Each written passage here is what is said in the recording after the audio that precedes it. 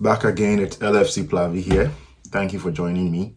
And today, what I want to discuss is basically the amount of insane revisionism that is going on when it comes to discussing Liverpool's conundrum and problems this particular season. The level of revisionism that I'm seeing online is just insane.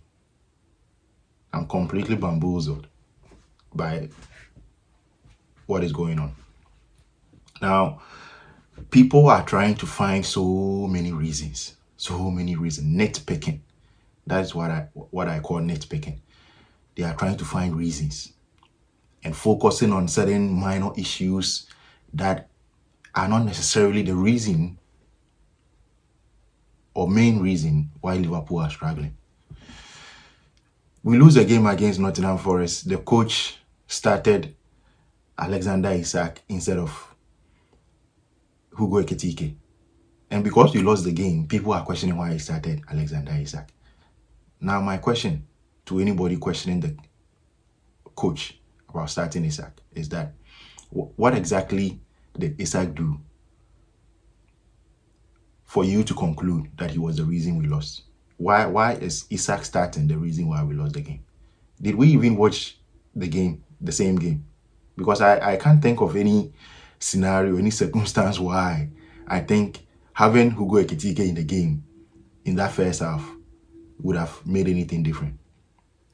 It is true that Alexander Isak didn't have enough touches in the game. He didn't have much influence in terms of direct influence on the game. But you could argue that his runs created space for other players to exploit. But we couldn't take our chances. Again, when you look at the chances or the goal that we conceded, how is Isak playing the reason why we conceded that first goal, for example, or even the second goal we conceded? I don't really get it. So you are blaming the manager for starting Isak. Meanwhile, the reason why we lost is a far cry from Isak being the starter. You could argue that if Hugo Ekitike started, we could have pressed better, we could have attacked better, maybe he could have gotten on the end of one of the crosses that were put in that first half, because we put in a lot of crosses in that first half. But who is to say? It is all ifs and buts. All ifs and buts. So if you come here and blame the manager that why did he start Isak ahead of Ekitike, I don't really get it. I don't really get it, because that is not the main reason why we lost the game. It wasn't. It wasn't. We started Hugo Ekitike. So what about starting Hugo Ekitike at Manchester City? Why did we lose that game? If Hugo Ekitike is supposed to start every game ahead of Isak, and doing so will change our result, why did we lose against Manchester City? We shouldn't have, because he started the game. There was no intensity in our press in that game. There was no intensity in anything that we did. And we lost the game 3-0. So I don't really get why people are coming up with all these reasons and bashing the manager. I'm not here to defend the manager. But what I want to say is that if you are going to criticize and find reasons for why we lost, we've been losing games, let's do it in a way that shows respect. Because what we are doing right now, it is almost as if we are saying that we know better than the manager and all the people around him. Note that it is not just the manager in this particular game. In this game of coaching, he has a lot of experienced hands around him, his assistant coaches. So we want to tell them we know football than them. We know football than them. There is nothing that we can say on here that they haven't thought of. I know that for sure. There is nothing. You have Giovanni Van Bronckhorst, you have Sipko Holshoff, you have all these assistant coaches, video analysts, and you want to tell me that we are seeing better than they are? I mean, that's absolutely ridiculous. So I've seen a lot of criticism on the manager, people saying he should be sacked. I have no problem If the top hierarchy thinks that this manager is not up to the task and he can't solve the problem, and they sack him, rightly so, he should be sacked. But I am not going to sit here and behave as if I know better than the manager. He's won the Premier League, for crying out loud. So let's be measured in the way we criticize these players. For me, the main issues are twofold. First, winning the Premier League and relaxing in those last 4 games that we played last season. We are struggling to bring out the energy, the top energy back, because we kind of did it. The players did it, and they are struggling to get back to that top level again. That's the first thing. Secondly, Diogo Jota. Because of what they are dealing with mentally. I'm not saying that during the game and during the match days, they are thinking of Diogo Jota, because that is not the case. They are not thinking of Diogo Jota whilst they are on the pitch. But the fact of the matter is that if you are dealing with something in your private life or outside of the pitch, inevitably, it has an effect on you as a player, your performance on the pitch. Because the whole game is first and foremost played up here. It is mental. You go into the game with some sort of mental preparedness. You need some resilience mentally to be able to stay in games and see games through. So if mentally you are not right, if you are not 100%, the slightest of challenges you face on the pitch can make your head drop. It can make shoulders drop. And that is what we are seeing from this Liverpool team. Don't also forget that this issue with Jota is not only affecting the players, the manager as well, the backroom staff as well. So it is not something that we can downplay. It is not something that we can downplay. In addition to the fact that we've won the league. So winning the league, of course, the records of the Premier League shows that teams after winning the league do struggle a little bit. And we shouldn't forget that we are still in November. It is still early days. Very, very early days yet. Of course, it is embarrassing to lose the number of games that we've lost, because this is Liverpool. The standards are much, much higher than this. But my question to anyone criticizing the manager and asking for his head, asking for him to be sacked, is that what will happen? What would you say then if we go on to win the Champions League? What would you say? Because in my view, our performance in the Premier League has been bad. But in the Champions League, for me, it's been good enough. The performance against Galatasaray wasn't the best. But even that, we conceded from a dubious penalty decision from the referee. So we are still in November. We are closely approaching December. And nothing is done yet. Look at where we were this time last year in the Champions League. In the Champions League, look at where we were this time last year. We were flying. Nobody could touch us. But look at what happened. Was it in January or in February?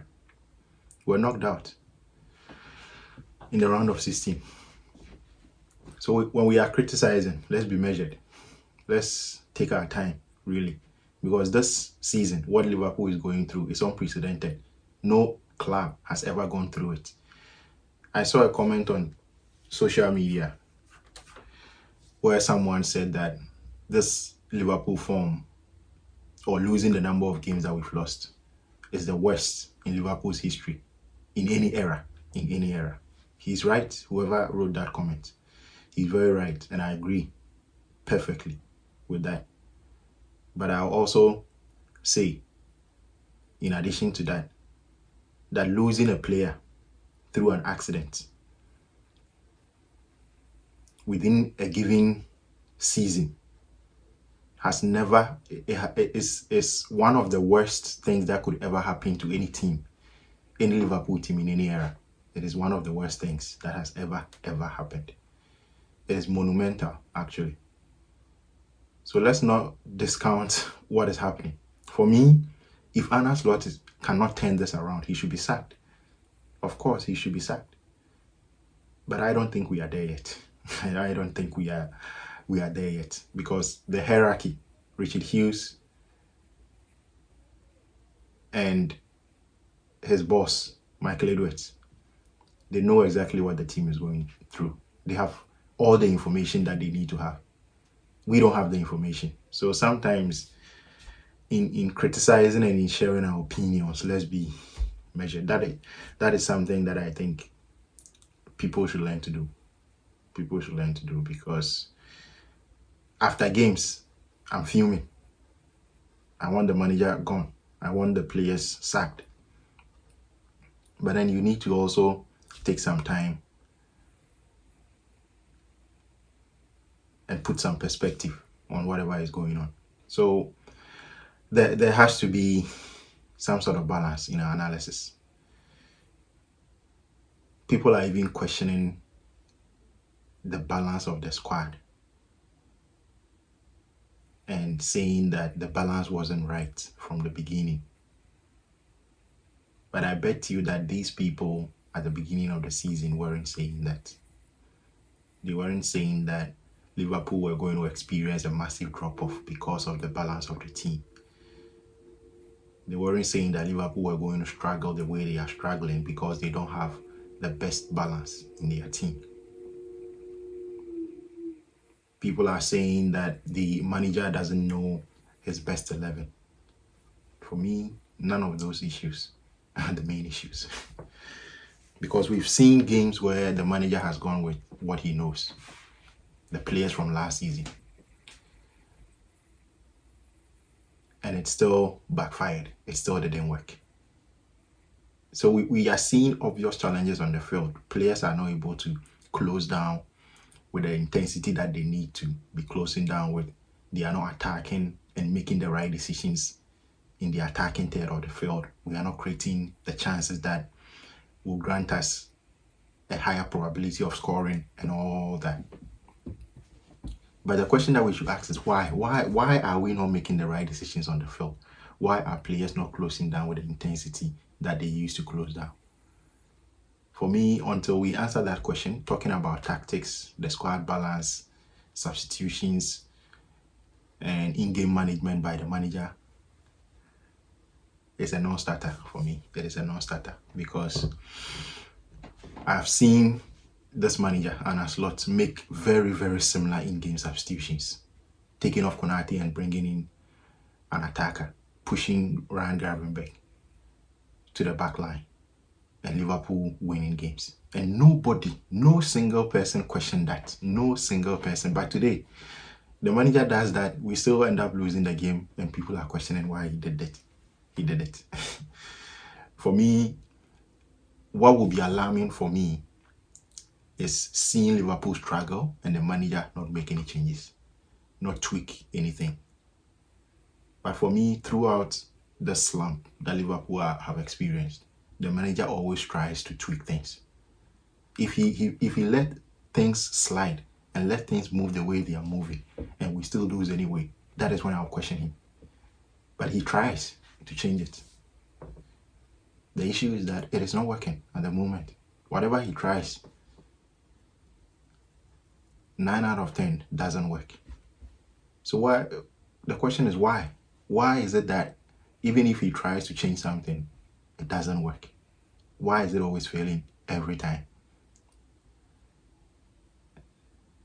So when a team is losing, everybody else is wiser than the manager. Everybody else is wiser than the backroom staff, the people close to the team, the people who interact with the players on a daily basis. They have all the information. They know exactly how players are feeling. We are in a season where before the season, the manager came out to say that players should deal with this Diogo Jota issue the way they feel like they should be themselves. If you don't feel like training, don't train. If you feel like training, go ahead. We will train. For a manager to come out and say this, it means that it is tough times. He can't turn around and tell the players be on their necks and push them to do things the way that he wants. He can't. His hands are tied because of this particular issue. The manager's hands are tied. You can't be pushing the players around and be insisting on certain levels because you know what they are dealing with. You yourself, you are dealing with the same thing. So inevitably, the standard drops. The intensity in the training ground drops. And because of that, you can't bring that intensity that you need in games. You can't do that. So for me, that is a major factor. And you can talk about tactics all you want. You can talk about in-game management, starting lineups all you want. But your starting lineup, your in-game management, your tactical tweaks, your strategy in going into the game is as good as the intensity, the mental fortitude, the preparedness mentally, the grit, passion of the players. If that is missing, everything else is likely to fall apart. So that is what I think is actually going on with Liverpool. Thank you for listening. Don't forget to like, subscribe if you are new. You never walk alone. See you.